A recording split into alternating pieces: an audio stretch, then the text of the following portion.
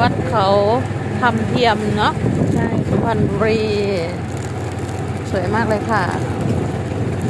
อันนี้มีสกายวอล์กด้วย อ๋อมีสกายวอล์กด้วย ความยาวเท่าไหร่นะคะสกายวอล์ก500 500 เมตร ยังไม่ได้สนใจนะ อ๋อกำลังทำอยู่ ใช่ โอ้กล้าขึ้นบนนอนไอ้บอกขาจันเดียเทียอ่า อ๋อมีผลต่อระบบอะไรไหมฝนลงมา น้ำมันจะล้นไหมคะ อ๋อทำรางน้ำ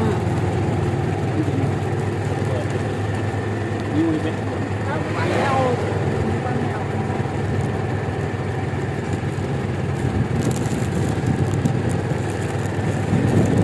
สวยนะ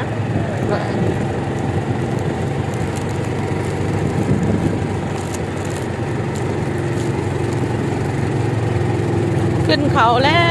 ว หนักเลยเนี่ย